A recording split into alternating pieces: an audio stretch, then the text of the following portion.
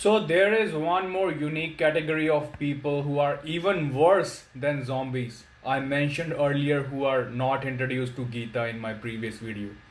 And those are the ones who have already gone through Gita, but they have a very wrong understanding about Gita.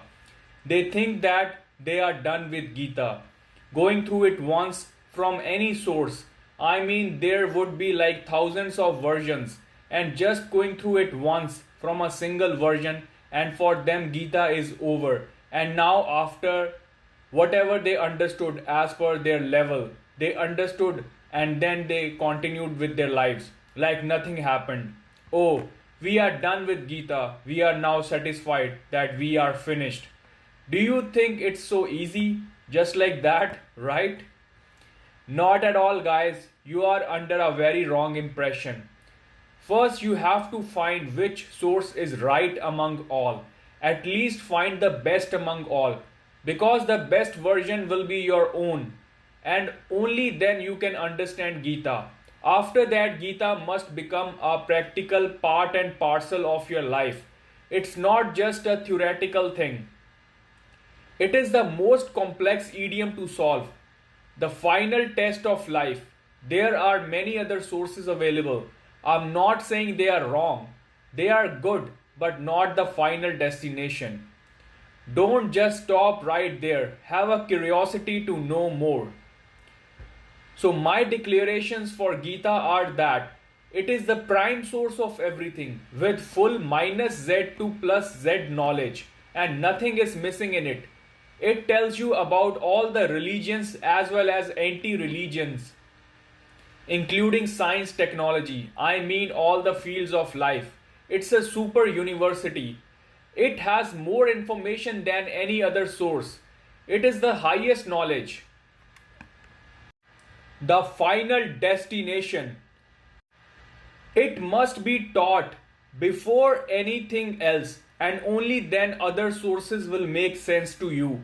And you know, you won't even need any of them anymore because you would know everything, and after that, there is nothing more left to know.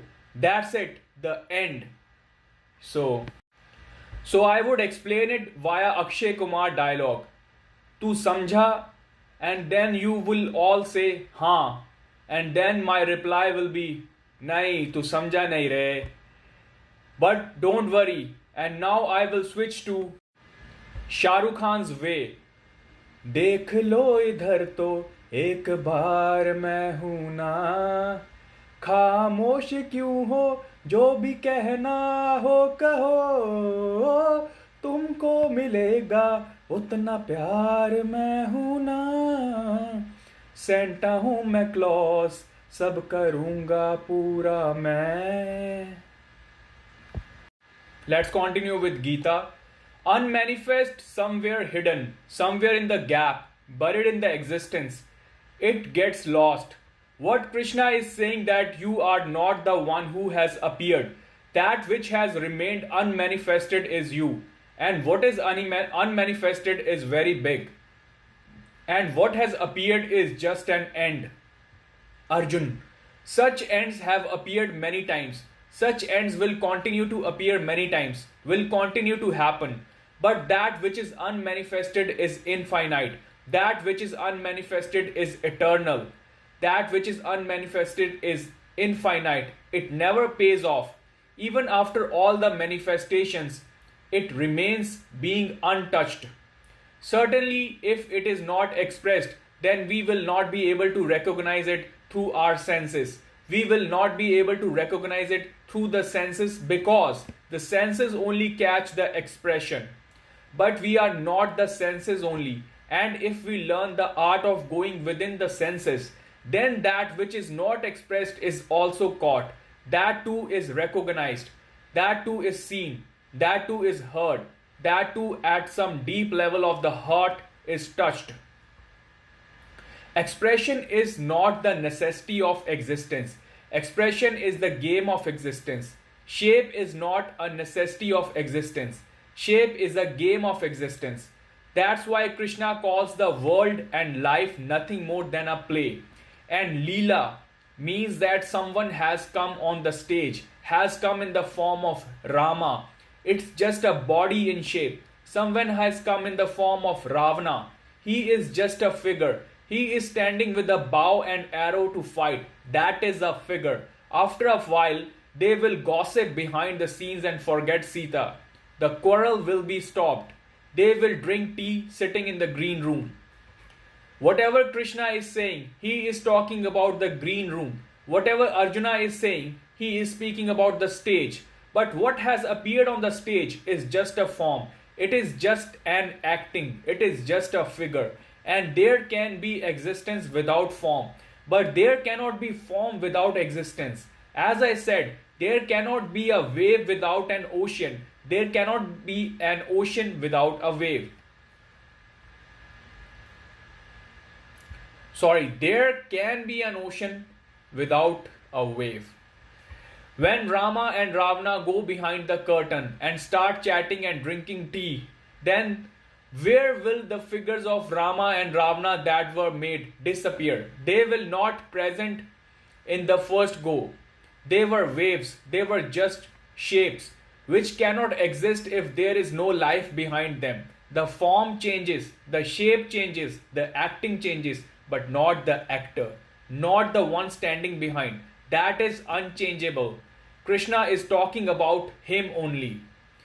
In this body of the soul situated in the body, just as a childhood, youth, and old bodies are attained, similarly, after leaving the physical body, another body is also attained. Therefore, scholars do not doubt the leadership of the soul. Krishna is saying that even in this one body, there are all the changes: childhood, youth, old age, birth, death.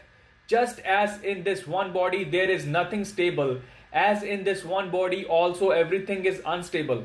Everything is being changed. Children are becoming young. Young are becoming old. Old people are descending into death. It is very interesting thing that it cannot be understood in language because words do not move. Words are stable, constant, static.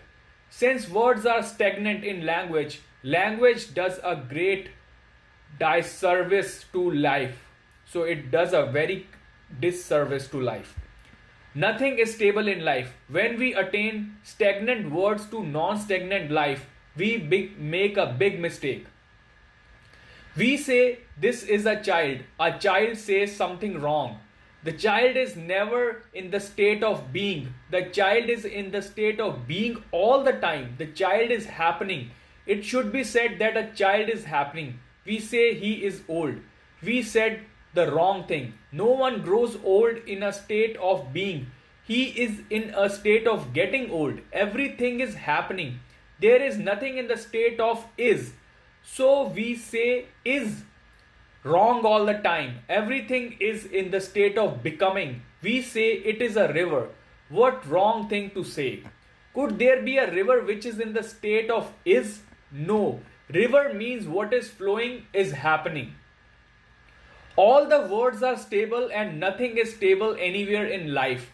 That's why a big mistake is made in life. And while speaking these words, day and night, we forget them. When we call a person young, what does young mean in life? Not in the dictionary, not what is written there in Wikipedia. In the dictionary, young means just young. But what happens in life? Youth in life only means preparation to grow old and nothing else. It's not written like this anywhere in the dictionary.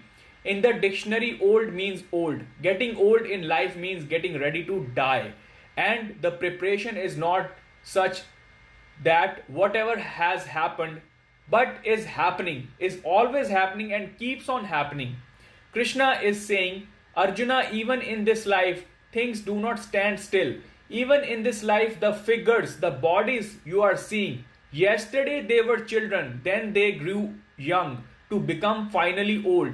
But they won't always stay old. They would die and then they will be reborn like a circle, and not just a normal circle but a vicious circle in which many are stuck. So you have to come out of that circle, and the only solution is Bhagavad-Gita. So the thing is, you have to know, like out of all the solutions, which is the permanent,